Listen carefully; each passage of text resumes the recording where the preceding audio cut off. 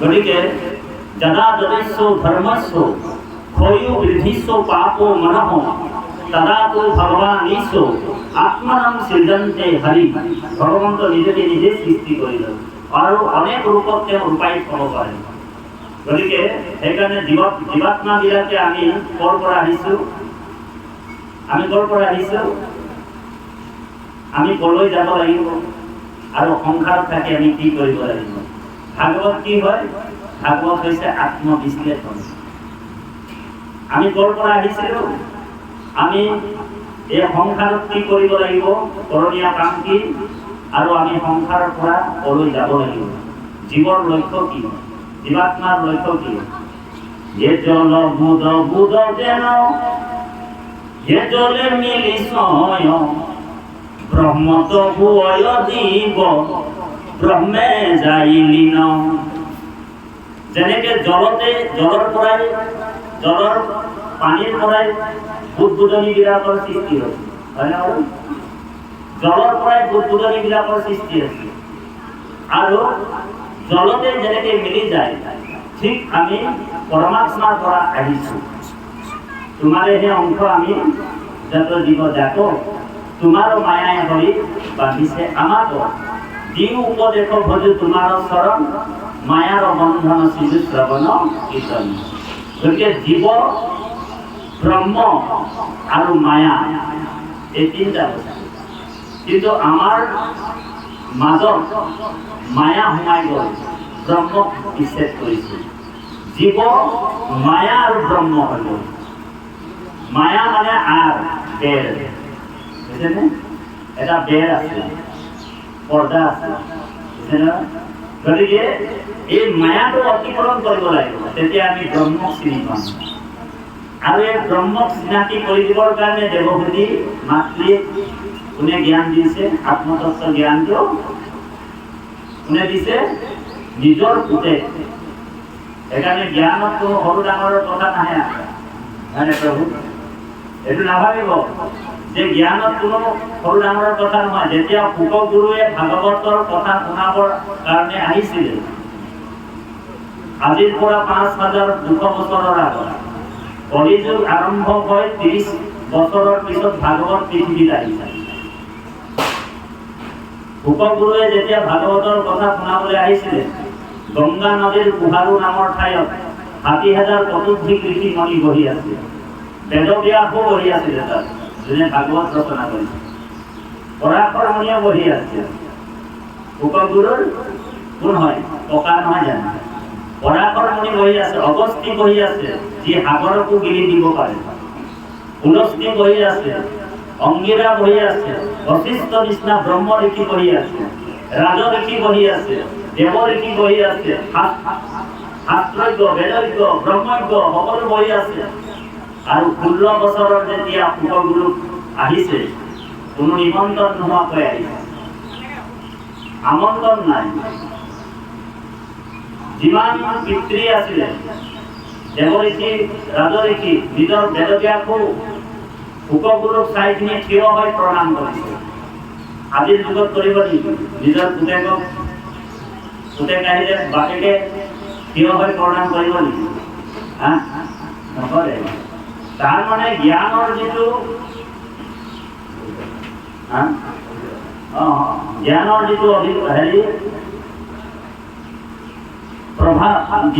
প্ৰভাৱশীলতা শুকগুৰুৰ ওচৰত সম্পূৰ্ণৰূপে আছে।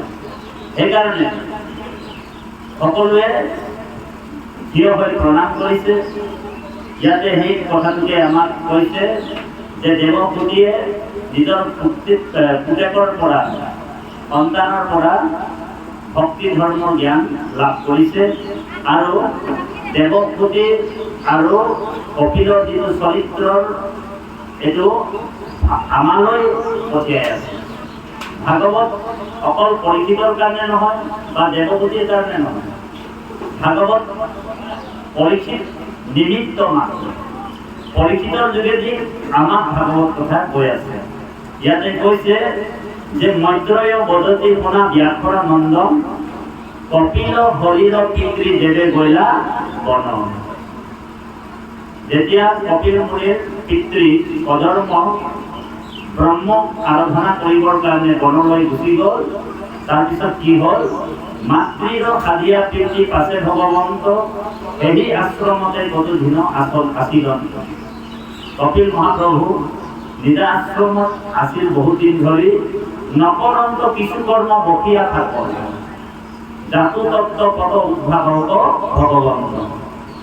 য'ত নেকি তত্ত্ব জ্ঞান লাভ হয়, এই কথাবিলাকক চিন্তা কৰি একস্থানে তেওঁ ব্ৰহ্মক আৰাধনা কৰি, যদিও নিজে ব্ৰহ্ম, নিজানন্দত তেওঁ আনন্দ হৈ আছে।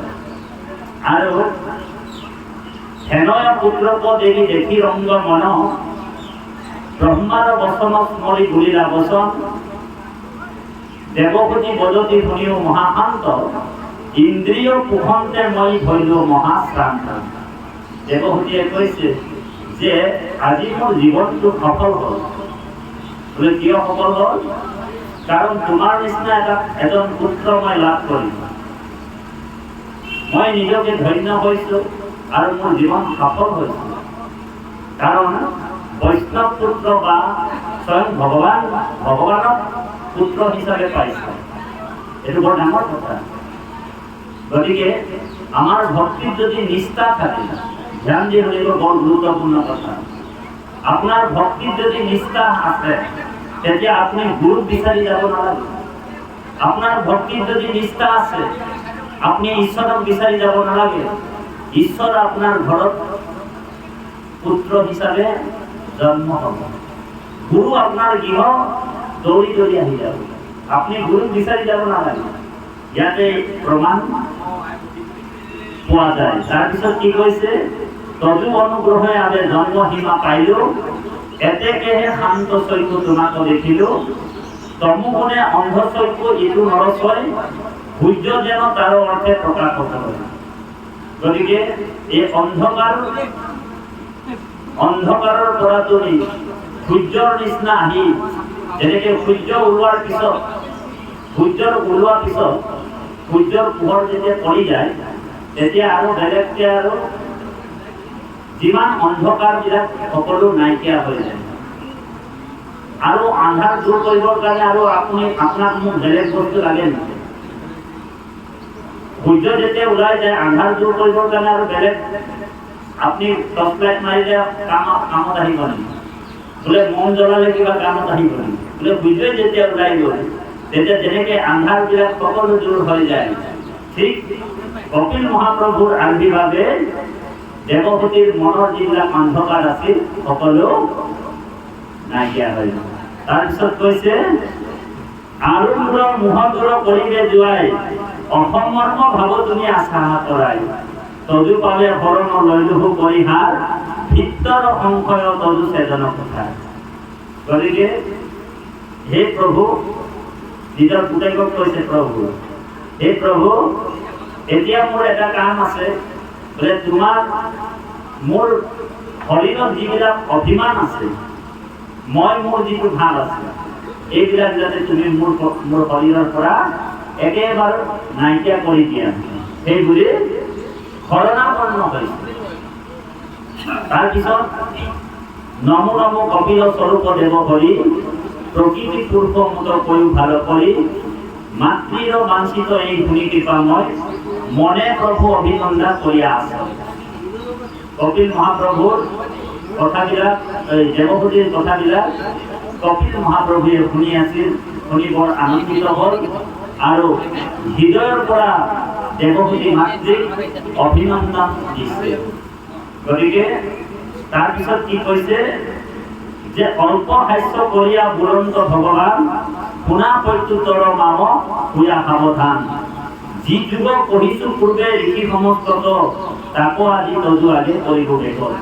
যি যুগৰ কথা মই পূৰ্বতে ঋষি সমাজৰ আগত একত কৰিছিলো, এতিয়া মই তোমাক সেই যুগ, সাংখ্য যুগৰ কথা বা ভক্তি যুগৰ কথা এতিয়া তোমাক মই বহলভাৱে আলোচনা কৰিম। তাৰপিছত কপিল মহাপ্ৰভুৱে কৈছে যে যি যুগ অধীন চিত্ত সংযমৰ জ্ঞান, চিত্তেহে জীৱৰ বন্ধ মুখৰ নিদান বিষয় আসক্ত হইলে আতিবদ্ধ হৈ মন শুদ্ধ হেতু ভক্তি দিনে আনন্দ কৃপালু বাবাই সমস্ত আমি সংসার বন্ধনত আমাক বাৰে বাৰে টানি আনে এই মনটোৱে ধ্যান দি শুনিব বৰ গুৰুত্বপূৰ্ণ কথা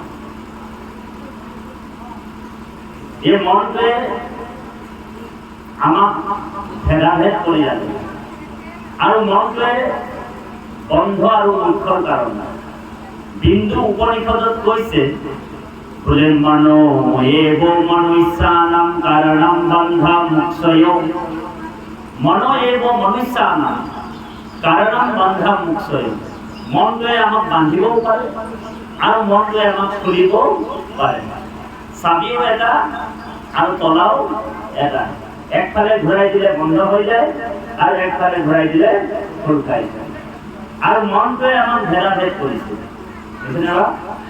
এই মনটোৱে আমাক ভেদাভেদ কৰিছে সেইকাৰণে অনাদি পাতনত আমাৰ গুৰুজনাই মনৰ ওপৰত কৈছে এ মনে পাপ পুণ্য স্বৰ্গ এ মনে হে নৰ এ মনে হে কৰিছে ভেদ হৈ আপোন পৰক যতেক ইন্দ্ৰিয় গণ মনৰ অধীন মনৰে হে আজ্ঞা পালি থাকে রাত্রি দিন মনে উপজয় জানা মনে হে মরণ মনুষ্যর মনে বন্ধ মুখ্যর কারণ মনটোৱে আমাক ভেদাভেদ কৰিছে ই ধনী মানুহ ই দুখীয়া মানুহ ই উচ্চ জাতি ই নিচ্চ জাতি ই কোলা মানুহ ই বগা মানুহ কোনে ভেদাভেদ কৰিছে বোলে মনটোৱে কারণ বোলে আমার আত্মা তো সকলরে এটাই আত্মার ভেদাভেদ নাই আছে নেকি আমার পরম শ্রদ্ধার বা আহিছে আমার মাজত আমি যারা নতুন কর্মত ভক্তিপূর্ণ সেৱা জনালো গতিকে মনটোৱে আমাক ভেদাভেদ কৰি ৰাখিছে মনৰ বিকাৰ নাই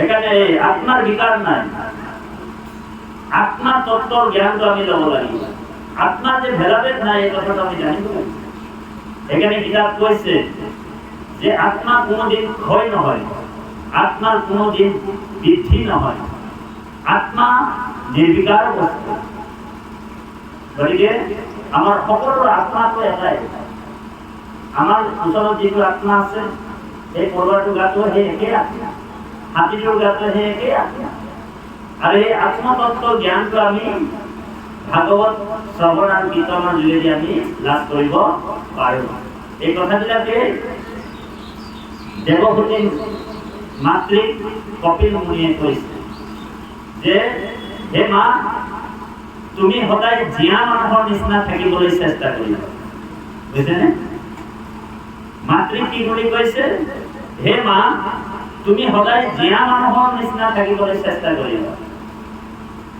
দেৱহূতিয়ে কৈছে মই দেখোন জীয়া মানুহৰ নিচিনাই আছো তুমি মোক ক'ত মৰা মানুহ দেখিছা বোলে নহয় মা এই পৃথিৱীত বোলে জীয়া মানুহতকৈ মৰা মানুহৰ সংখ্যাটো বেছি বোলে ঔ হৰি ঔ ৰাম বোলে এই পৃথিৱীত বোলে জীয়া মানুহতকে মৰা মানুহৰ সংখ্যাটো বহুত বেছি আছে দেৱহূতি মায়ে কৈছে যে হে পুত্ৰ কোনবিলাক মানুহ জীয়া মানুহ আৰু কোনবিলাক মানুহ মৰা বোলে মোক অকণমান বুজাই দিয়া তেতিয়া কপিল মহাপ্ৰভুৱে কৈছে এ সাধু সংগে কৃষ্ণ কথা অনুশুনে যিটো নৰ জীৱন্ততে মৰাইটো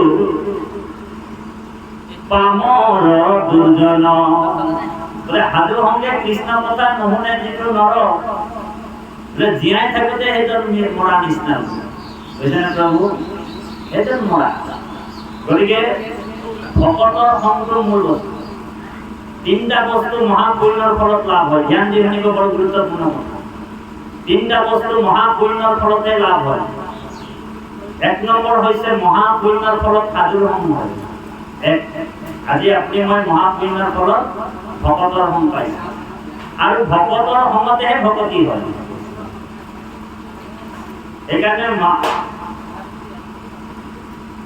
কপিল মহাপ্ৰভুৱে দেৱভূতি মাতৃক কৈছে কৃষ্ণ যে হে মা জীবন দুৰ্বৈধ্য পাপ সংগম কহয় কিন্তু দুৰ্জনৰ সংগ এৰিবে লাগল সেই সংগ নিত্যে যদি কৰয় সাধুত মুখ্যৰ দ্বাৰ দেবে হয় মুক্ত। সেইকাৰণে সাধু সংগটো মূল বস্তু। আৰু এই কথাটো একাদশ স্কন্ধ কৃষ্ণই উদ্ধৱক কৈছিলে ৰহস্য ভক্তি। উদ্ধৱক কৈছে হে উদ্ধৱ যে মোক তুমি লাভ কৰিবলৈ হলে কেৱল তুমি মোক ভকতৰ সংগতে লাভ কৰিব পাৰিবা। কাৰণ কৃষ্ণক পাইবাৰ জানা ভকতেহে পন্থা এহি মানে কহে গীতা ভাগৱত পন্থা। বোলে কৃষ্ণক পাবলৈ হলে আমি প্ৰথম এপ্লিকেশ্যনখন কাক দিব লাগিব? আবেদনখন ভকতৰ ভকতি নকৰাকৈ কোনো মোক লাভ কৰিব নোৱাৰে। সেইকাৰণে দেৱতী মুখ্যটো কৰি ভকতেহে বড় ভকতক ভজিলেহে গুছে কৰ্ম। আমাৰ গুৰুজনাই 4 মূৰ্তি আমাক দিছে সেৱা কৰিবৰ কাৰণে। এতিয়া মূৰ্তিৰ কথা আহিলেতো আপোনালোক ভয় খাই গ'ল চাগে, মূৰ্তিনো আমাৰ গুৰুজনে কেনেকে সেৱা কৰিবলৈ কৈছে। ঔ হৰি ঔ ৰাম, মূৰ্তি আমিও সেৱা কৰি আছো, 4 মূৰ্তি আমি সেৱা কৰি আছো। 4 মূৰ্তি কি কি? এক হৈছে ভাগৱত মূৰ্তি। ভাগৱত কি হয়? শব্দময় বিগ্ৰহ, হয়নে? বাংময় মূৰ্তি। গতিকে ভগৱান কৃষ্ণ উদ্ধৱক কৈছিলে হে উদ্ধৱে প্ৰশ্ন কৰিছিলে যে তদো বিয়োগনে তে ভক্তা কথম স্থাসন্তে ভূতলে। তোমাৰ বিয়োগত তোমাৰ ভকতে তোমাক পৃথিৱীত ক'ত লগ পাব? এইটো ভাঙনি কৰি দিছে। উদ্ধৱে প্ৰশ্ন কৰিছিল ভগৱানক যে বৈকুণ্ঠ প্ৰয়াণৰ সময়ত উদ্ধৱে প্ৰশ্ন কৰিছিল যে তদো বিয়োগনে তে ভক্তা কথম স্থাসন্তে ভূতলে। তোমাৰ ভকতে তোমাক সাকাৰ সমন ৰূপে ক'ত লাভ কৰিব? তেতিয়া ভগৱান কৃষ্ণই কৈছে হে উদ্ধৱ, মই যোৱাৰ পিছত কলিযুগ আহিব আৰু কলিযুগত মই সাকাৰ সমন ৰূপে মই প্ৰতিষ্ঠা হৈ থাকিম। ক'ত থাকিম? মোৰ সমস্ত বলবীৰ্য সমস্ত বৈভৱ মই তিৰোহিত হৈ তিৰোধাই প্ৰবিষ্টয়ম শ্ৰীমদ ভাগৱতাৰ নাভম। আর নহম মানে হচ্ছে সমুদ্র। তেন্নয় বাগ্ময় মূর্তি প্রত্যক্ষ বর্ততে হরে শ্রবণাৎ সর্বনা পাঠ দর্শনে পাপ নাশনামি। ভাগবত সমুদ্রত মই সোমাই যাম আৰু ভাগৱতক কোনোবা যদি দৰ্শন কৰিব, সেৱা কৰিব, শ্ৰৱণ কৰিব, ভাগৱততে মোক সদায় কলিযুগত লাভ কৰি থাকিব। গতিকে ভাগৱত কি হয়? শব্দময় বিগ্ৰহ, ভাগৱত মূৰ্তি। তাৰপিছত কৈছে ভকত মূৰ্তি। ভকত কি বোলে? ভকত মূৰ্তি হয়। ভকত মূৰ্তিক আমি সেৱা কৰিব লাগিব। ভকত আৰু ভগৱানৰ মাজত পাৰ্থক্য একো নাই। প্ৰথম স্কন্ধতে এইটো উল্লেখ কৰিছে। কি বুলি কৈছে? বোলে বিষ্ণু বৈষ্ণৱৰ কৃষিতে একো ভেদ নাই, দুই কথা কৰে পাপ মৰ অন্ধছেদ।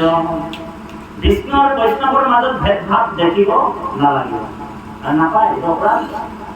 ভকত আৰু বৈষ্ণৱ মোৰ মাজত বোলে পাৰ্থক্য একোৱেই নাই। কাৰণ মই দিনে ভকতে নিশ্চিন্তে কিছু আনো, হয়নে বাৰু? ভকত সমান হকি মোৰ আছে কোন, মই মহাভকতৰ কোনো পাছত। কাৰণ মই হৰি জগতৰ, গীতাত কৈছিল মই হৰি জগতৰ বৈশ্য মই ভকতৰ। মই ভকতৰ আণ্ডাৰত কাম কৰোঁ।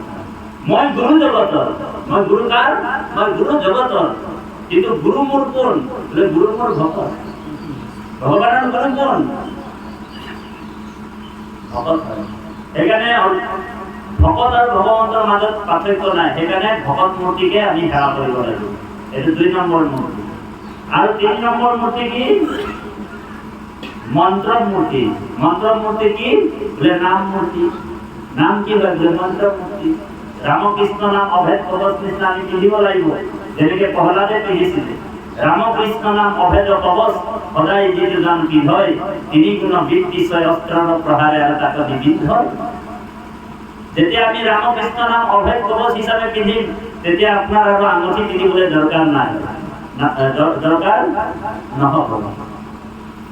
যিসকল সুদীৰ্ঘ বিশ্বাসে নাম ৰামকৃষ্ণ নাম কবচ নিচিনাকৈ পিন্ধি ল'লে, আমাৰ আনন্দ কৰাৰ বাবে পিন্ধি ল'লে, সেইকাৰণে তেওঁৰ আঙুঠি নাই, হয়নে প্ৰভু?